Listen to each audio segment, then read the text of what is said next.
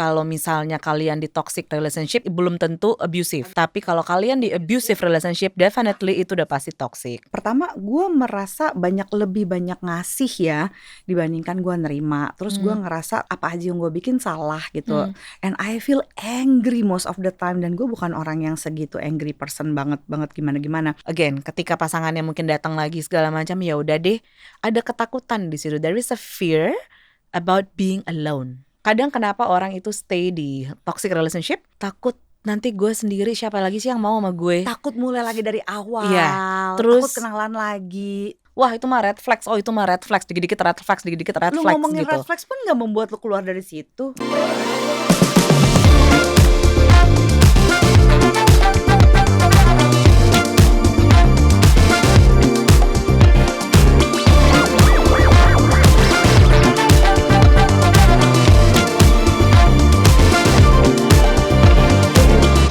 Dizzy Spot. Hai, jumpa lagi di episode dimana kita belajar mengenal tanda-tanda terperangkap toxic relationship. Deng deng deng. Toxic relationship ini, aduh ini pembahasan yang apa? Kalau Selalu kita habis in ya. kalau gitu berarti habis kita bahas toxic relationship, gimana kita bahas putus? Habis dapat toxic relationship putus. Biar asik jelas gitu. Iya, habis ini putus gitu. Gimana kira-kira mau? Tapi selalu toxic relationship itu jadi pembicaraan yang gak ada habis-habisnya ya gitu ya. Siapapun saya rasa pada satu titik pernah menjalani toxic relationship. Saya juga pernah mengalami itu. I'm sure Zola also experience that. Dan udah pernah dengar berapa kali ya. Gitu udah dengar beberapa testimoni kita. Jadi kalau mau dideskripsikan apa sih yang namanya toxic relationship ya. Kalau toxic relationship ini menurut verywellmind.com dibilang adalah it's one that makes you feel unsupported, merasa tidak didukung, disalahpahami atau misunderstood, direndahkan, being attacked, dan a relationship is toxic when your well-being is threatened. Jadi benar-benar memang terancam gitu ya secara emotionally, psychologically, dan even physically. Ya, tapi meskipun kita tahu ini sih gitu ya, kenapa ya masih banyak orang tuh yang waktu ada di toxic relationship gitu ya, what save you sih at that time? Kalau waktu itu gue kita pergi counseling so on and so forth, but like kan pasti mesti ada di kesadaran diri gitu ya. Kalau from your point of view waktu itu gimana sih? Kalau gue itu cuma mencari waktu untuk putus, karena memang udah putus beberapa kali kan waktu itu. Udah ngomong putus tahun pertama juga udah mau putus, tapi kita ngomongin tentang toxic relationship. Kita sendiri pun juga sebenarnya pasti pernah toxic ke orang lain. Gitu loh. Jadi itu udah pasti itu toxic behavior kan. Jadi kalau kita ngomongin toxic relationship itu kayak tadi kamu bilang gitu kan ya, sebenarnya kan itu toxic behavior yang dimana kitanya paling gampang itu adalah menandakan kita di toxic relationship itu adalah satu, kita nggak bisa jadi diri sendiri. Ya. Terus udah gitu kita mau ke kiri nggak bisa, ke kanan nggak bisa karena ada controlling. Controlling behavior. Terus udah gitu juga ada blaming, dimana ketika kita ngobrol, kita membahas sesuatu atau berantem, yang disalahin adalah kita terus. Jadi keep blaming your partner, itu juga salah satu part of toxic relationship juga. Kita ngomongin selain abusive ya. Kalau udah abusive udah pasti berarti toxic relationship. Tapi kalau misalnya kalian di toxic relationship belum tentu itu abusive. Ya. Karena faktor untuk toxic relationship itu macam-macam dan setiap orang beda-beda ya. Jadi nggak bisa one fit for all gitu tuh, enggak. Jadi kayak, gini nih, ini please ya, tujuan podcast ini tidak meminta Anda sekalian untuk self diagnose. Ya, ini tujuan memang seperti itu. Kalau memang merasa ada di toxic relationship, boleh ke mental professional, boleh coaching gitu ya. Tapi please jangan self diagnose. Tujuannya dari podcast ini adalah untuk memberikan kesadaran bahwa kita ada di toxic relationship dan kita mesti minta bantuan. Kita gimana kita bisa get out gitu dan ya. Lebih ke edukasi. Karena kadang-kadang gini, orang suka berpikir enggak, gue tuh orangnya gak toxic, pasti dia yang toxic. Itu gampang banget kita nunjuk orang lain. Dan gara-gara diagnosa asal-asalan gitu, itu kadang-kadang semua orang bisa jadi toxic. Jadi gini, orang yang baik di dalam relationship itu bisa jadi orang yang baik-baik aja, yang sehat-sehat mental aja bisa berada di relasi yang toxic.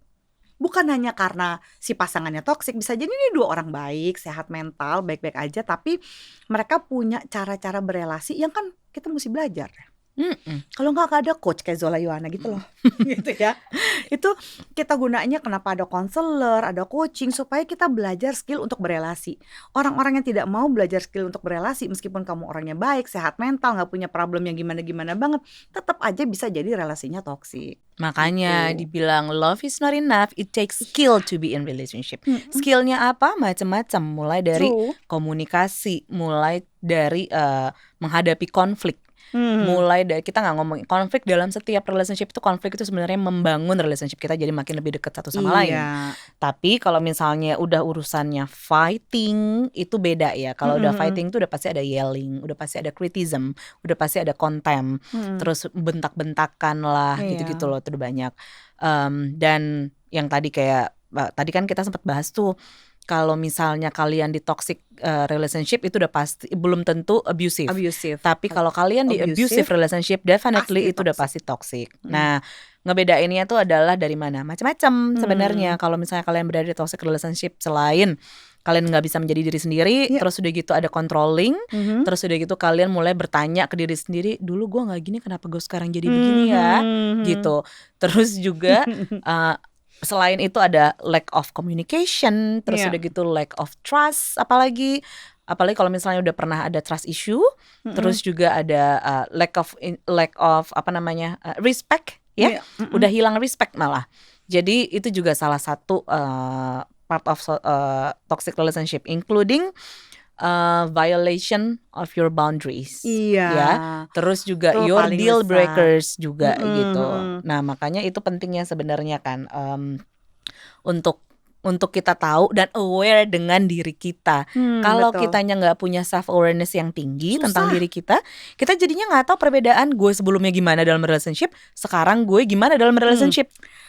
Ini ada satu pengalaman berharga ya, gitu. Ini one of my very very good friend. Jadi gara-gara waktu itu kita pernah ngomongin tentang kita pernah live bareng, terus kita ngomongin toxic relationship and kita ngomongin vulnerability waktu itu sih. Terus dia reach out gitu kan ya, she reach out, dia punya anak perempuan gitu. Terus dia nanya, Zoe, apa sih waktu lo ada dia punya relationship dengan narsisistik gitu, apa yang bikin lo tahu dia itu begitu gitu ya? Gue bilang, pertama gue merasa lebih banyak ngasih ya dibandingkan gue nerima. Terus gue ngerasa tuh apa aja yang gue bikin salah gitu.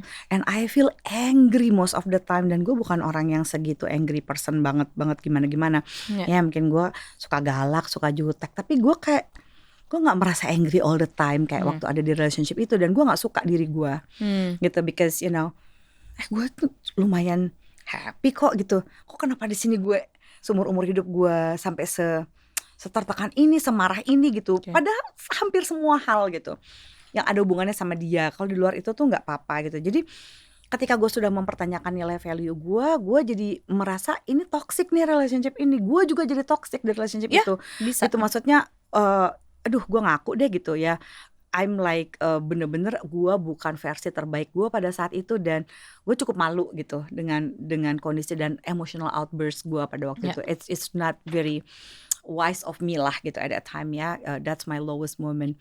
Gue udah curhat gitu, terus ternyata dia bilang gini, gue ngerti itu juga gue alami gitu kan ya. Terus yang lebih epicnya lagi adalah si toxic husbandnya ini melakukan, dia kan ini adalah suami kedua, ini pernikahan keduanya mereka gitu ya. Terus anak dari pernikahan yang pertamanya itu in a way dilecehkan lah. Gitu. Jadi nggak sampai perkosaan, tapi tetap aja dilecehkan kan. Anaknya juga ketakutan di rumah. Terus begitu dia tahu dia marah pas dia bilang gini, kayaknya suamiku tuh toksik ya. Dari kumpulan ceritanya, wah iya nih narsisistik. Yang gue tahu dia manipulatif. Narsisistik gue masih butuh bahan lagi lah. And you know what? Dia bilang ke gue, dia sampai bikin Instagram khusus. Siapa? Si cewek ini. Okay. Si temen gue yang perempuan ini punya Instagram khusus untuk mengedukasi orang tentang manipulatif partner. Dan isinya bagus-bagus sih. Ya merepost, ya mana gitu kan, edukasinya banyak banget. Tapi pada saat momen dimana gue bilang, oke, lu mesti belain anak lu ya. Dia sudah tidak ada rasa aman. Dia udah sempat ninggalin itu si lakinya itu gitu ya. Seminggu kemudian dia balik lagi dan bilang, ya udah nanti aku coba cari cara gimana supaya anakku bisa nerima keadaan ini. Gue kayak sedih banget sih. Jadi jangan kira ya, karena kamu punya awareness ya beda. Karena kamu punya knowledge, knowledge itu bukan necessarily awareness. Ketika kamu bisa mengatakan ini toxic, ini manipulatif, ini begini, ini begitu. Awareness itu adalah kesadaran bahwa I'm in a toxic relationship. Acceptance. I'm being a toxic person right now. Gue itu harus melakukan sesuatu terhadap kondisi ini. Jadi seringkali orang gini, aduh kayaknya kamu toxic deh, kamu melakukan ini. Itu bukanlah self-awareness, itu bukanlah acceptance. Itu adalah rasionalisasi, ya enggak? Jadi hati-hati ketika lo bisa ngomong tentang toxic relationship gitu ya, lo ngomong banyak, bahkan membuat postingan-postingan yang merepost, kadang-kadang merepost a woman talk, merepost Z-Spot, Zola dan Zoya gitu. Itu tidak necessarily membuat kamu tahu bagaimana harus keluar. Jadi knowledge sama self-awareness itu dua hal yang berbeda. So what your suggestion sih sama mereka-mereka yang kayak begini nih? Karena kalau kita ngomongin toxic relationship udah banyak banget sekarang postingan apa ya gitu. Tapi ternyata knowledge tidak necessarily membuat seorang individu itu mau ngambil langkah loh untuk keluar dari perangkap ini. Iya, karena knowledge itu kan it's just a knowledge, benar? Tentang hanya ilmu gitu ya. Tapi feeling gimana? Kan ada feeling di situ, ada attachment di situ. Biasanya yang susah itu karena attachmentnya too deep. Jadi sebenarnya dalam relationship itu harusnya jangan ada punya attachment, tapi lebih ke connection. Apa? Apalagi yang punya trauma bonding. Iya. Gak punya connection, bener, punyanya attachment. Jadi harusnya dalam relationship itu yang you have to build connection, bukan attachment. Beda gitu. Kalau udah to attach, larinya nanti ke codependence relationship gitu. Oh, you're right. Nah, itu yang orang nah kan kadang-kadang banyak nih mereka, gimana sih sebenarnya ngasih tahu nih susah orang ya, yang udah ketrap sama orang ya kalau kita cinta. Iya. Apa namanya? Gimana sih caranya orangnya udah, gue punya temen misalnya gitu ya, gue udah tahu nih dia toxic relationship, dan buat nyadarin gimana sih lu tuh di toxic relationship itu paling gitu. susah tahu. Gak bisa. Kadang even dia udah datang ke kita sendiri pun udah kayak teman lo, misalnya udah ngobrol segala macam, terus udah gitu udah, ya gue udah tahu gue udah toxic, apapun juga relationship gue juga udah toxic segala macam. Again, ketika pasangannya mungkin datang lagi segala macam, ya udah deh, ada ketakutan di situ. There is a fear about being alone. Iya. Gitu loh. Jadi kadang kenapa orang itu stay di toxic relationship karena ketakutan dalam toxic relationship gitu terperangkap dalam toxic relationship itu karena takut nanti gue sendiri, siapa lagi sih yang mau sama gue? Takut mulai lagi dari awal. Iya. Terus takut kenalan lagi. Iya. Belum tentu laku for some reason ya. No matter betapa cantiknya dia, gantengnya dia, baiknya dia, orang tuh sering bener-bener kalau di toxic relationship tuh kayak self esteemnya tuh ambiar, tau gak? Iya. Kayak belum tentu ada yang mau sama gue lagi. Belum tentu ada yang memperlakukan gue baik. Men, lu gak diperlakukan baik juga sekarang. Iya, cuman kan kita nggak bisa menjadikan orang kalau dia sendiri pun juga nggak tahu kalau mereka berada di toxic relationship. Paling gampang sebenarnya ketika teman lagi curhat, jangan pernah mendesain sesuatu buat mereka. Jadi lebih ke open up their mind aja. Kalau misalnya lagi ngobrol nih, dibalik situasinya. Let's say misalnya lo lagi di toxic relationship, terus udah gitu lo ngobrol sama gue gitu ya. Terus iya nih gue lagi toxic, laki gue begini segala macam. Masih curhat tuh, masih curhat nih gini, dia ternyata udah begini, dia juga udah yelling ke gue, ngobrol jahat apa segala macam gitu ya. Yang harus kita lakukan ketika teman itu sharing adalah, coba kalau misalnya dibalik posisinya, gue yang gitu, gue yang lagi cerita sama lo sekarang, what are you gonna do? Do you see it as a toxic atau gimana? Jadi biar mereka yang aware sendiri kalau gue ini beneran di unhealthy relationship atau gue di healthy relationship. Karena kan kita nggak bisa mengetok orang kepalanya juga kalau misalnya memang batu daripada batu. Iya. Kalau lagi dalam situ. Jadi nggak bisa disadarkan gitu loh. Cuman yang kita bisa lakukan adalah cuman open up their mind aja and set your boundaries. Kalau this is not about you, it's about your friend atau misalnya teman atau family atau siapapun itu yang ternyata ketika ngobrol dan dia aware mungkin gue toxic atau enggak. Karena paling gampang adalah melihatnya ketika kalian tahu kalian berada di toxic relationship, itu adalah ketika tahu kalau lu udah mulai Google about toxic relationship. Iya. Ya. Ketika kalian udah mulai Google, ketika kalian udah mulai nanya, ini sama juga kalau misalnya buat putus pun juga sama tuh. Ketika kalian udah mulai Google putus sign atau of stay. Oh iya. Sign-nya harus putus itu apa? Atau sign you're in a toxic relationship itu apa? Udah, that's a sign. You don't need a sign, that is a sign. Bertahan atau let go ya. Iya. Nah, itu Udah pasti mulai udah ada meng-google relationship sesuatu. lo. Nah, itu tuh biasanya tuh. Iya. Jadi cuman butuh cuman butuh reassurance doang gitu. Jadi reassurance yang Zola bilang tadi, kalau dalam psikologi itu kadang-kadang kita gunakan sebagai sebuah bentuk reverse psychology gitu, atau psikologi terbalik. Misalnya mereka-mereka yang udah punya anak dan segala macam, itu juga kita bisa gunakan. Lu punya anak perempuan nggak, atau lu punya anak laki-laki nggak gitu. Kalau anak lu mengalami relationship yang kayak lu mau apa? Kalau anak lu, kakak lu atau gue sebagai temen lu punya relasi seperti pasangan lo gitu, lu bakal apa? Itu kayaknya lumayan bisa agak nampar sedikit ya gitu, atau nyentil deh gitu. Kalau nampar kayaknya kejem banget ya, nyentil sedikit bahwa gila gue mah gak rela kalau teman gue begini-begini. Iya, lu gak rela kalau teman lu mengalami ini, atau teman lo diginiin, anak lo diginiin, kakak atau adik lo diginiin, tapi kenapa lu merelakan itu terjadi pada diri lu gitu. It was like awakening kali ya gitu, untuk bisa nyolek mereka gitu.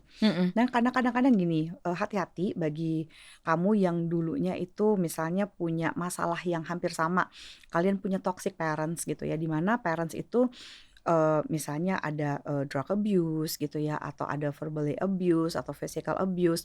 Kadang-kadang anak-anak yang dulunya ngurusin, yang parenting their parents sejak saat muda, ketika dia besar dia itu mudah sekali masuk ke dalam toxic relationship karena familiarity.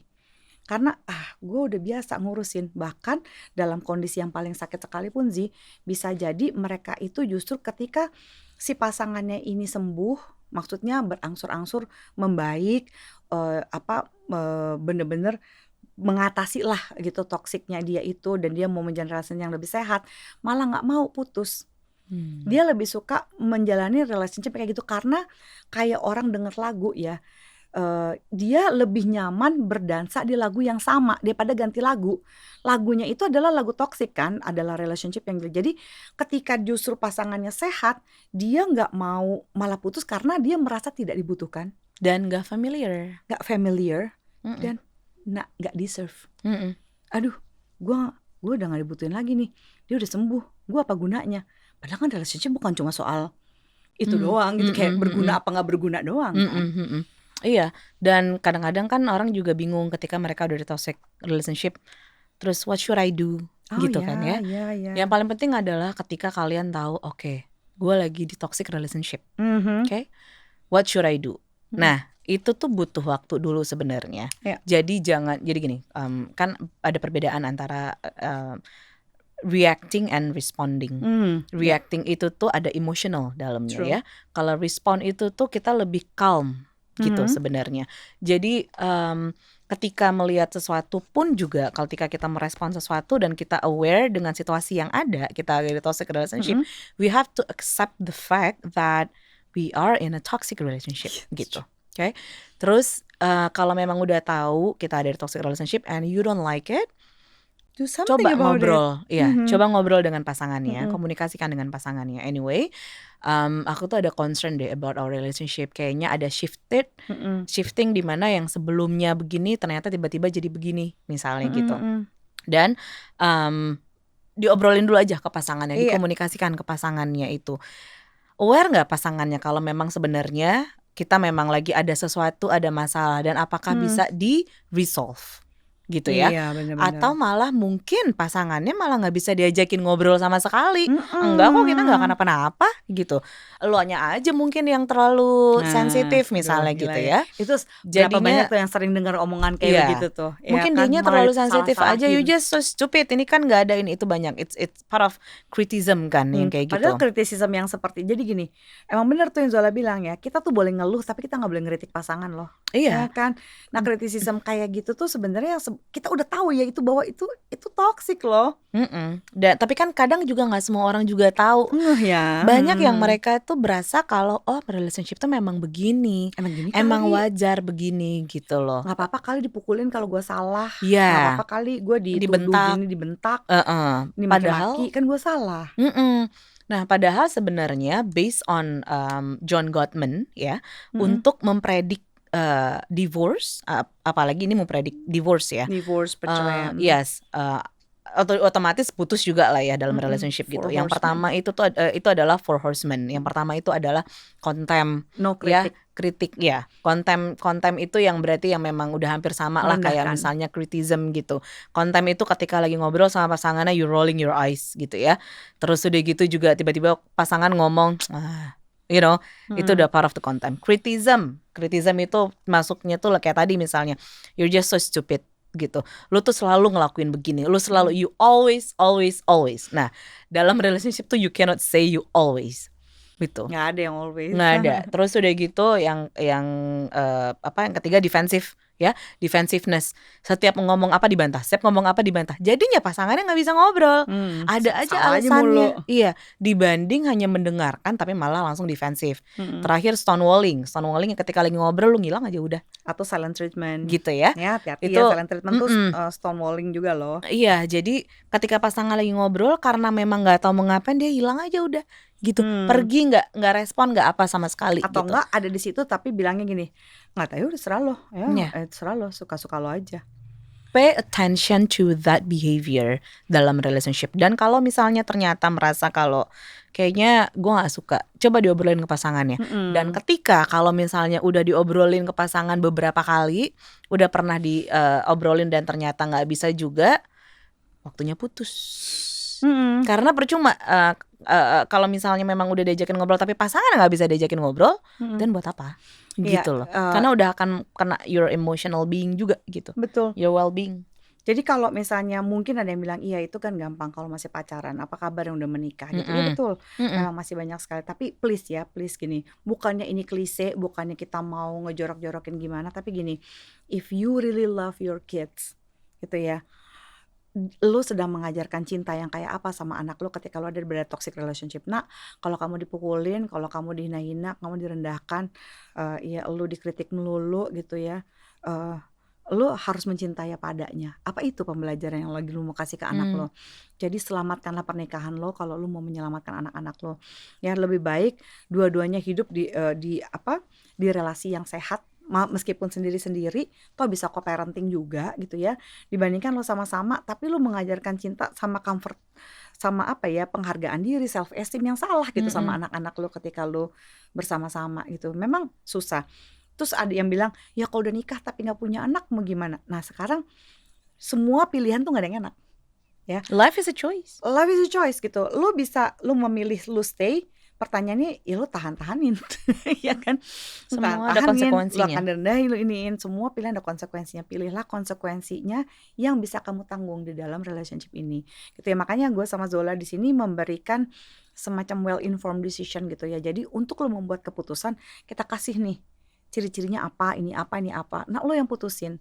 Karena sering sih kalau yang beberapa yang gue hadapin, apalagi kalau ini ya, kalau gue lagi ngajar, gue selalu bilang sama, terutama gitu ya, kalau lagi ngasih kelas apa segala macam yang isinya adalah counseling, baik ke psikolog atau kemana, gue akan selalu bilang bahwa kita itu tidak pernah boleh bilang dari mulut kita, lo cerai aja, gitu ya. Kalau misalnya tanya kenapa nggak cerai aja, itu kan pertanyaan. Tapi kayak mengusulkan, udah kalian cerai aja, itu nggak pernah boleh. Kenapa? Karena seringkali ada yang benar-benar belum siap sih. Dia ngadu ke pasangannya. Itu katanya Mbak Zoya, katanya psikolog aku banget.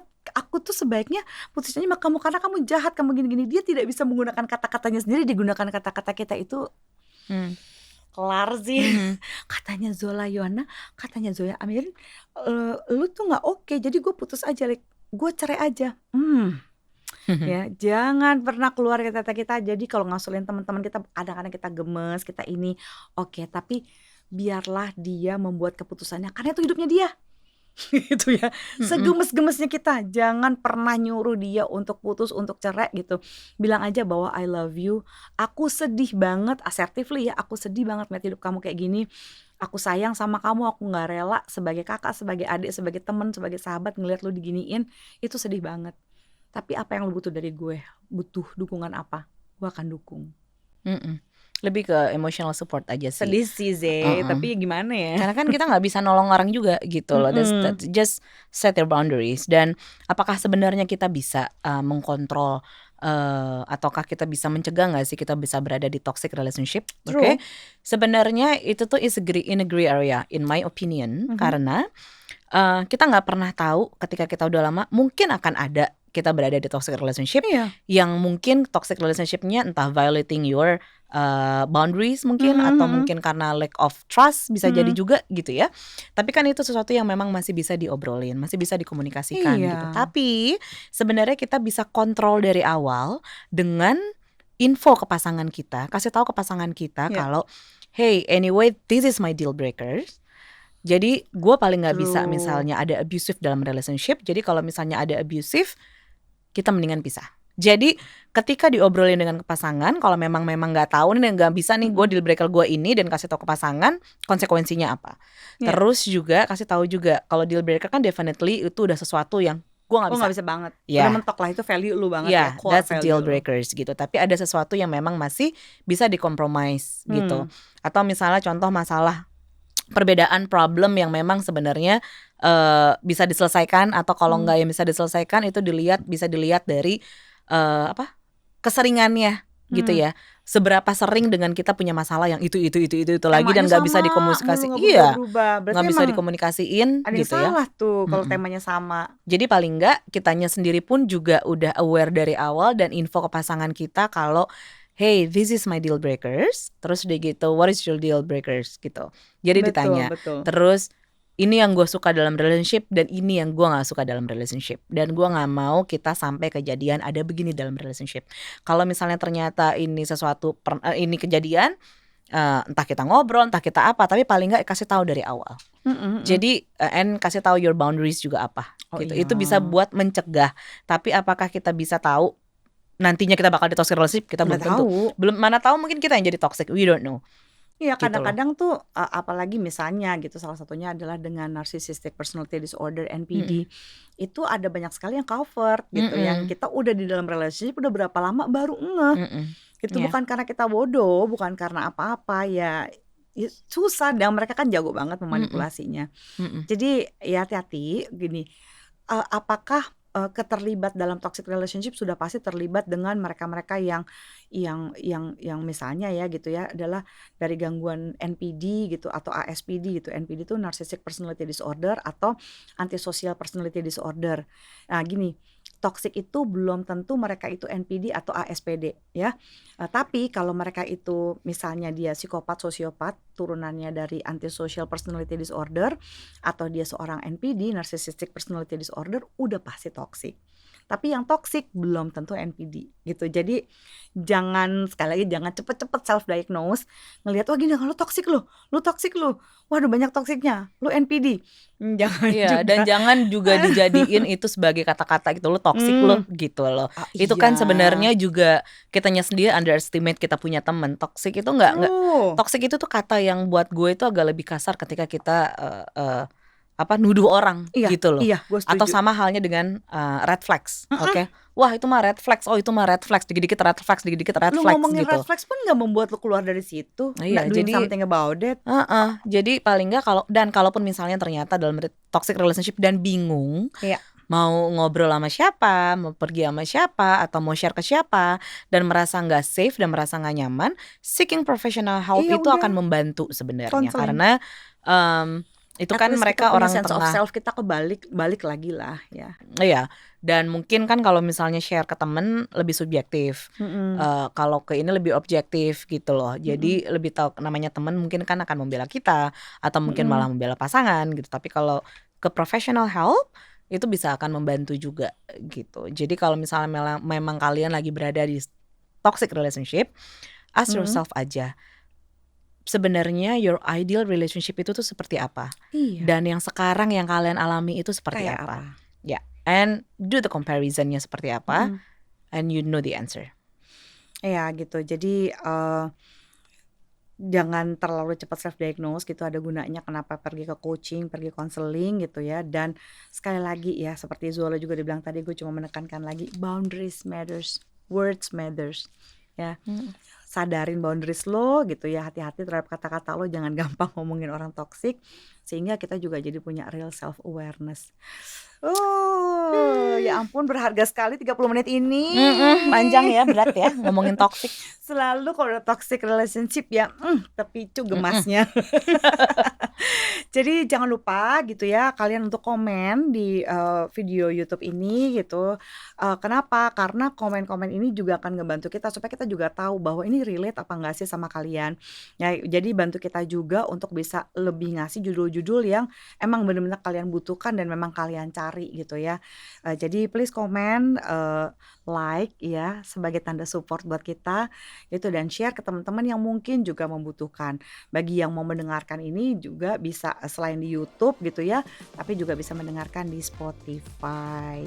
Jadi jangan lupa subscribe please. Oke. So I'm Zola Ioana, certified matchmaker and relationship coach. Saya Zoya Amirin, sex expert. Bye. We're signing out. Bye.